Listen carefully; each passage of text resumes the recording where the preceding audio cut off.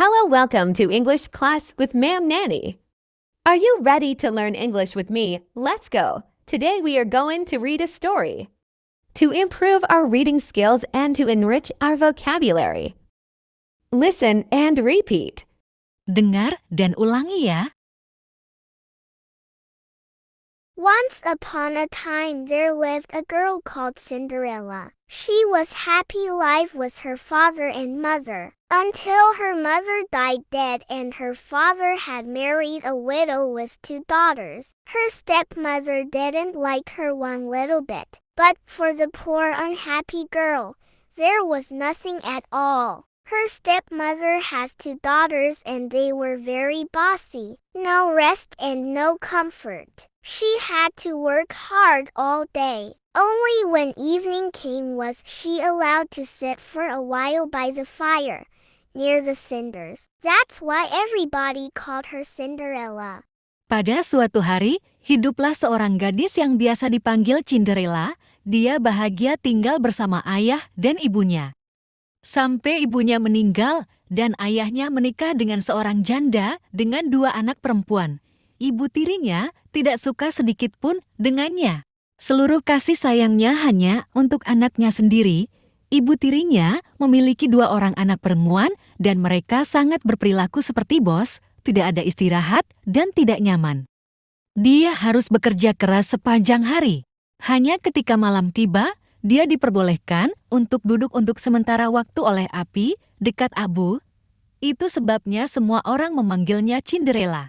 Cinderella used to spend long hours all alone talking to the cat. The cat always said, "Meow," which really meant, "Cheer up. You have something neither of your stepsisters has, and that is beauty." It was quite true. Cinderella, even dressed in old rags, was a lovely girl, while her stepsisters, no matter how splendid and elegant their clothes, were still clumsy, lumpy and ugly and always would be. Cinderella menghabiskan waktunya berjam-jam sendirian untuk berbicara dengan kucing. Kucing itu berkata, "Meong," yang berarti semangat. Percayalah kamu memiliki sesuatu yang saudara tirimu tidak memilikinya, dan itu adalah kecantikanmu. Cinderella berpakaian compang-camping. Sementara saudara tirinya tidak peduli dengannya.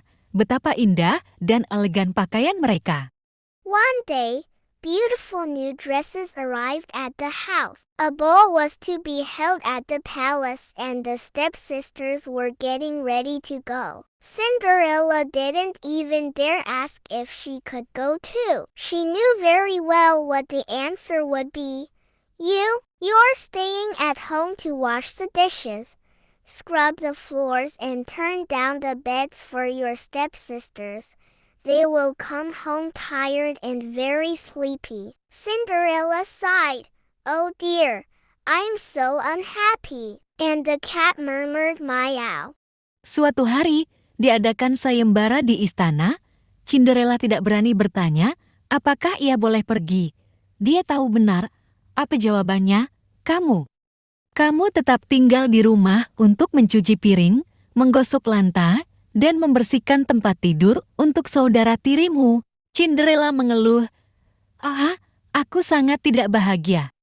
Dan kucing itu bergumam malang. Suddenly, something amazing happened. As Cinderella was sitting all alone, there was a burst of light and a fairy appeared. "Don't be alarmed, Cinderella," said the fairy. "I know you would love to go to the ball, and so you shall." "How can I, dressed in rags?" Cinderella replied. Tiba-tiba sesuatu yang menakjubkan terjadi. Cinderella sedang duduk sendirian, ada ledakan cahaya dan peri muncul. "Jangan takut, Cinderella," kata peri. "Aku tahu-tahu akan senang pergi ke sayembara. Dan kamu bisa pergi." "Bagaimana bisa dengan berpakaian compang-camping?" jawab Cinderella. The fairy smiled. With a flick of her magic wand, Cinderella found herself wearing the most beautiful dress she had ever seen. "Now for your coach," said the fairy. "A real lady would never go to a ball on foot. Quick, get me a pumpkin." "Oh, of course," said Cinderella, rushing away. Then the fairy turned to the cat. "You, bring me 7 mice, and remember, they must be alive." Peri itu tersenyum. Dengan tongkat sihir, Cinderella mendapati dirinya mengenakan gaun yang paling indah yang pernah dilihatnya. "Sekarang latihlah dirimu," kata peri. Seorang wanita sejati tidak pernah akan pergi ke pesta sayembara jalan kaki cepat. "Berikan saya labu." "Oh, tentu saja," kata Cinderella. Bergegas pergi lalu peri beralih ke kucing. "Kamu, bawakan aku 7 tikus, dan ingat mereka harus hidup." Cinderella soon returned with a pumpkin and the cat with 7 mice he had caught in the cellar. With a flick of the magic wand, the pumpkin turned into a sparkling coach and the mice became 6 white horses, while the 7th mouse turned into a coachman in a smart uniform and carrying a whip. Cinderella could hardly believe her eyes. Cinderella segera kembali dengan labu dan kucing dengan 7 tikus yang ia tangkap di ruang bawah tanah. Dengan tongkat sihir labu berubah menjadi kendaraan yang berkilauan dan ke-6 tikus menjadi 6 kuda putih. Sedangkan tikus yang ke-7 berubah menjadi kusir dengan mengenakan seragam dan membawa cambuk. Cinderella nyaris tidak bisa percaya melihat dengan matanya sendiri. "You shall go to the ball, Cinderella. But remember, you must leave at midnight. That is when my spell ends. Your coach will turn back into a pumpkin and the horses will become mice again. You will be dressed in rags and wearing clogs instead of these glass slippers. Do you understand?" Cinderella smiled and said, "Yes, I understand." Kamu harus pergi ke pesta sayembara Cinderella. Tapi ingat, kamu harus meninggalkan pesta itu di tengah malam. Saat itu adalah ketika mantra saya berakhir. Kendaraan akan berubah kembali menjadi labu dan kuda-kuda akan menjadi tikus lagi. Kamu akan berpakaian compang-camping dan memakai sandal ini, bukannya sepatu kaca. Apakah kamu mengerti? Cinderella tersenyum dan berkata, "Ya, saya mengerti."